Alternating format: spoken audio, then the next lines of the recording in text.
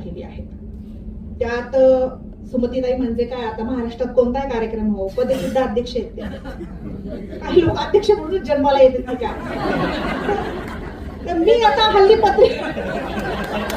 नंतर मला फटके बसणार आहेत बोललं म्हणून मी नेहमी त्यांची मस्करी करत असते. असो तर आता पत्रिका आल्या ना व्हॉट्सअपवर, तर मी बघतच नाही अध्यक्ष कोणी, मी क्रिएट करून मी फक्त प्रमुख करते, ती पाहतच असो. तर माझं वजन जास्त आहे तुला अनुभव आणि विद्वत्ताही अधिक आहे हे आपण सांगायला पाहिजे. असो तर रंजनाताई म्हणजे आनंद, प्रसन्नता, माधुर्य, मांगल्य, प्रेम याचं मिश्रण म्हणजे रंजनाताई बोरा.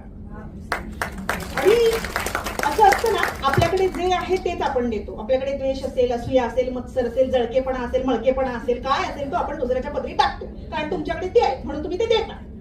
ह्या ना आनंद देतात, तर त्यांच्याकडे आनंदच आहे. आनंद हा त्यांचा स्थायी भाव आहे आणि तोच त्या इतरांमध्ये पेरतात. आणि त्याचं हे उदाहरण तुम्ही पाहताय, म्हणजे प्रकाशनाच्या सोहळ्याला अर्धा हॉल रिकामा असतो. आता थोडं मागे वळून पहा, पुढे जरा उंचावून पहा, पूर्ण हॉल भरलेला आहे, ती त्याची पावती आहे. तर महेंद्रजी बोरा यांनी अभिप्राय दिलाय, खरं तर असं असतं जोडीमध्ये एकाला कविता अजिबात कळत नसते.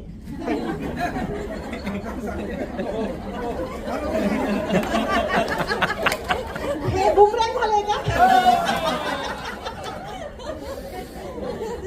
पण ऐका, आहे सर, कळो न कळो आमचा पहिला श्रोता तोच असतो, त्याच्याशिवाय आम्हाला पर्याय नसतो. पहिला पर्याय तोच, मध्यरात्री सुचो कविता किंवा पहाटे सुचो.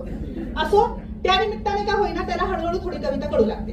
तर महेंद्रजी बोरा यांनी जो अभिप्राय दिला आपल्या प्रिय पत्नीसाठी, त्यात ते म्हणतात की तिच्या कविता म्हणजे तिच्या अंतरंगाचे स्वच्छ चित्रण आहे.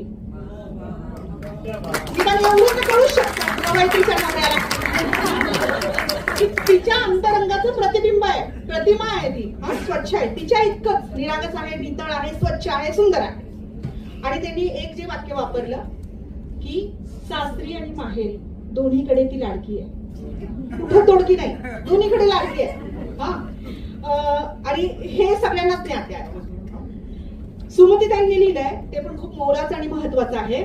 त्या म्हणतात, आपल्या आयुष्यात येणाऱ्या माणसांची भूमिका आपल्यासाठी फार महत्वाची असते, अधोरेखित करून ठेवावं असं हे वाक्य आहे. हे साहित्य सखीच्या माझ्या सगळ्या मैत्रिणी इथं आल्या आहेत, त्यांनी अनुभवलंय, जवळून पाहिलं आहे की आपल्या आयुष्यात येणाऱ्या माणसांची भूमिका